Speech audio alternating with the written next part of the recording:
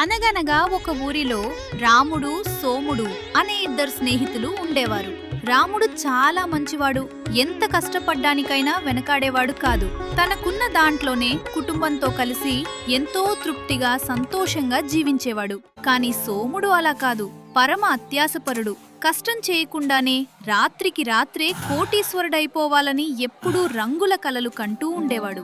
ఒకరోజు వారిద్దరూ కలప నరకడానికి పక్కనే ఉన్న దట్టమైన అడవిలోకి వెళ్లారు. అడవిలో చెట్లను వెతుకుతూ చాలా దూరం వెళ్లేసరికి వారికి ఒక వింతైన చాలా పెద్ద మర్రి చెట్టు కనిపించింది. ఆ చెట్టు చుట్టూ రంగురంగుల పువ్వులు పూసి ఉన్నాయి. అంతేకాదు, ఆ చెట్టు నుండి ఒక రకమైన వింత కాంతి వస్తోంది. దాంతో రాముడు ఆ చెట్టు కొమ్మను నరకడానికి తన గొడ్డల్లి పైకెత్తాడు. సరిగ్గా అదే సమయంలో అడవి అంతా మారుమోగిపోయేలా ఒక గంభీరమైన కంఠం వినిపించింది. ఆగండి అని ఇద్దరూ భయంతో గొడ్డలి కింద పడేశారు. చూస్తుండగానే ఆ చెట్టులోంచి ఒక వెలుగు రూపంలో అడవి దేవుడు ప్రత్యక్షమయ్యాడు. ఆ దేవుడు వారితో, పిల్లలారా, ఇది చాలా పవిత్రమైన చెట్టు. దీన్ని నరకవద్దు. మీ భక్తికి, శ్రమకు మెచ్చి నేనొక వరం ఇస్తాను. మీకేం కావాలో కోరుకోండి అన్నాడు. ముందుగా రాముడు చేతులు జోడించి వినయంగా, స్వామీ, నా కుటుంబం ఆకలి తీరడానికి రోజుకు సరిపడా తిండి, నా కష్టానికి తగ్గ ప్రతిఫలం దొరికితే చాలు అని అడిగాడు. రాముడి నిజాయితీకి అడవిదేవుడు ఎంతో సంతోషించాడు.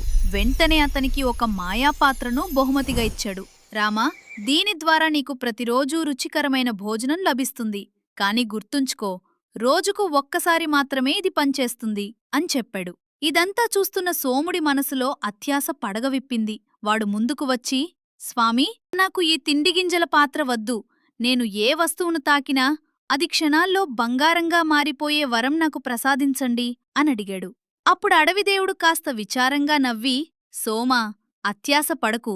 ప్రకృతి నియమాలకు విరుద్ధమైన వరం నీకే ప్రమాదకరం కావచ్చు.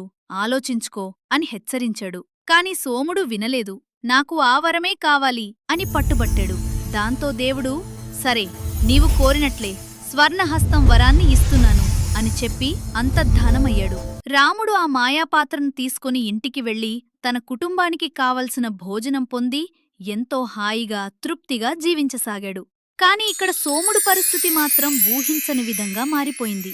వరం పొందిన ఆనందంలో గాల్లో తేలిపోతూ ఇంటికి వస్తున్న సోముడు దారిలో ఉన్న రాళ్లను, చెట్లను తాకాడు. ఆశ్చర్యంగా అవన్నీ నిఖార్సైన బంగారంగా మారిపోయాయి. వాడు పిచ్చి సంతోషంతో, ఇక ఈ ప్రపంచంలోనే నేనే అందరికంటే పెద్ద ధనవంతుణ్ణి అని గర్వంతో ఊగిపోయాడు.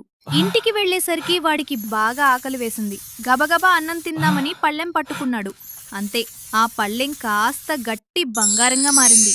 సరేలే అనుకుని అన్నం ముద్ద నోట్లో పెట్టుకుందామని తాకగానే ఆ అన్నం మెతుకులు కాస్త బంగారు గింజలుగా మారిపోయాయి. దాహమేసి నీళ్ళ చెంబు పట్టుకుంటే లోపల ఉన్న నీరు కాస్త గడ్డకట్టిన బంగారంగా మారిపోయింది. వాడు ఎంత ప్రయత్నించినా ఒక్క చుక్క నీరు కూడా తాగలేకపోయాడు. ఒక్క మెతుకు కూడా తినలేకపోయాడు. ఆకలి, దాహంతో సోముడు అల్లాడిపోసాగాడు. సరిగ్గా అదే సమయంలో అతని చిన్న కూతురు పరుగెత్తుకుంటూ వచ్చి ఎంతో ప్రేమతో తండ్రిని హత్తుకుంది. అంతే, ఘోరం జరిగిపోయింది. ఆ చిన్నారి క్షణాల్లో ఒక నిర్జీవమైన బంగారు బొమ్మదా మారిపోయింది. సోముడి నెత్తిన పిడుగుపడినట్లయింది. వాడు గుండె పగిలేలా ఏడవడం ప్రారంభించాడు. అయ్యో, ఎంత పాపం చేశాను.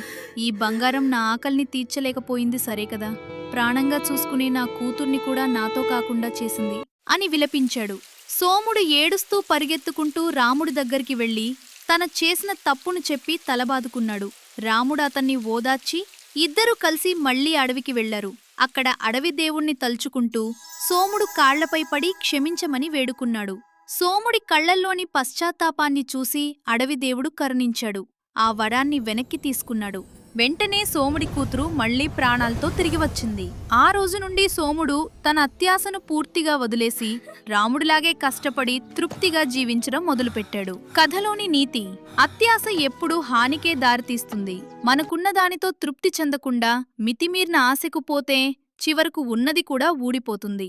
కష్టపడి సంపాదించుకున్నదే ఎప్పటికీ శాశ్వతంగా నిలుస్తుంది.